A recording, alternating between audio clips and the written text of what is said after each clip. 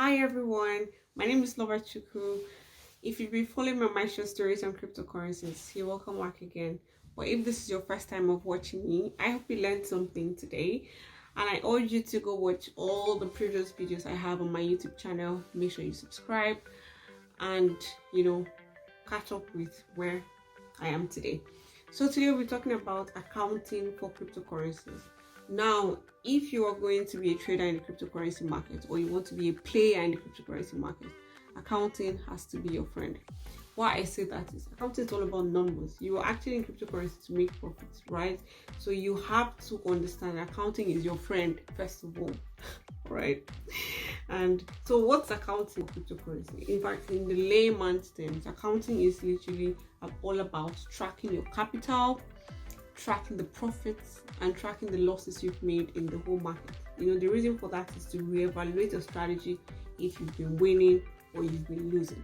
If you've been winning, it shows your strategy is working for you. You can improve on that. You can give yourself more targets, to become better and better. If you've been losing, it's just a call for you to go back to your drawing board and do better, learn better, re-strategize, know where you're making mistakes, and become better literally, because you learn through mistakes, right? So when you're actually accounting for your transactions in cryptocurrency markets, you must do these few things. Like, these are literally the foundations. Have a record of all the capital you use in starting a trade. Once you're entering a particular coin position, I bought this coin with this amount of money, just have a note where you write it down. You literally have to do that. So let's say, example, I'm buying Solana with $10,000. I already calculate my risk reward ratio, how much I'm willing to lose on Solana and how much I'm willing to earn in the market. I enter the coin, I buy the coin at $10,000, and I set up my stop loss, I set up my trades and everything, and this coin actually begins to pump. That's a lot of purchases happening, and I gain $2,000 on this coin. I immediately withdraw my profits. I take out my profits first.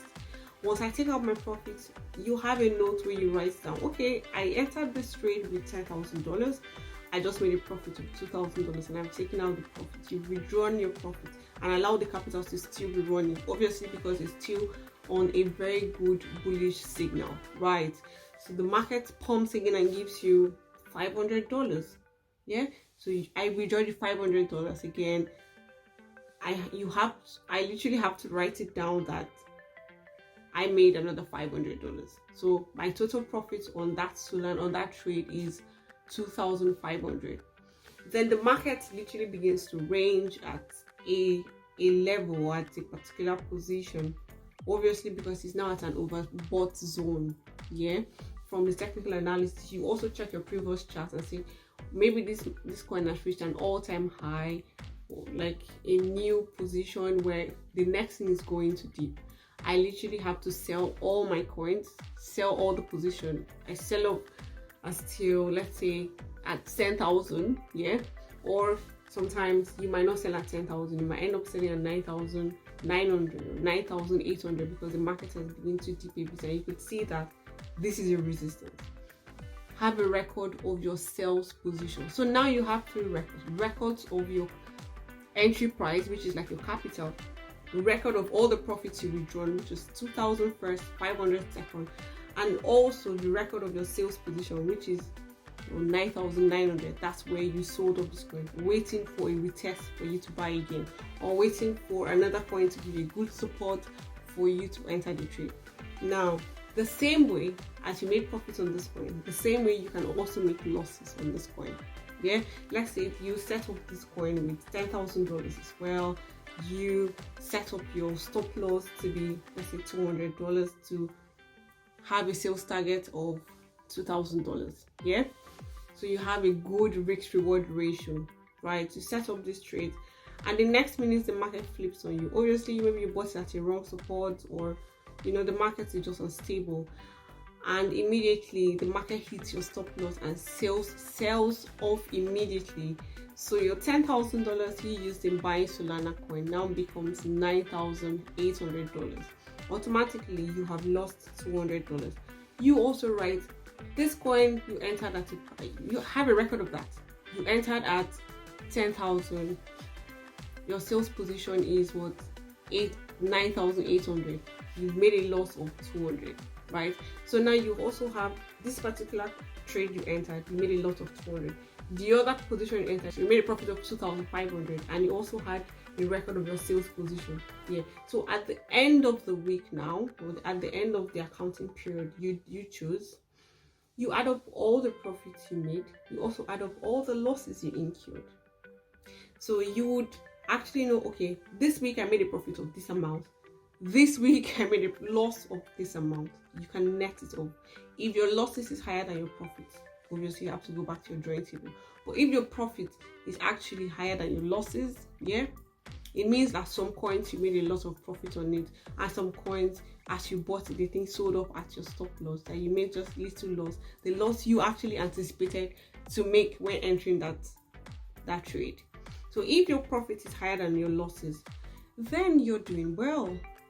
You literally find ways to get better on the losses you incurred, during that week. But if your losses are more than your profit, you have to go back to your strategies, tweak it, do better, learn, study, find ways to always beat the market, find ways to understand the emotion of the market, find ways to go back to what did you get wrong this time.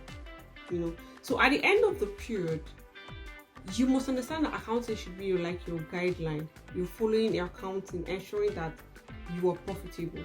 I entered this trade, I'm doing well. You're not doing well, you actually do better. You get all the knowledge that you need to do better. Accounting is actually broad, so I think in these short videos I've simplified this with just 2 trades, right? So I hope you learned something literally, and I look forward to seeing more of you. But before you leave, please ensure you subscribe to my YouTube channel to see more of my videos. And I have a lot of classes you can sign up on, you can register on live classes, literally ask me all the questions, and these classes are literally very intense. They run weekly, and you get better by learning and staying connected to me. So have a wonderful time. Looking forward to seeing more of you again. Bye.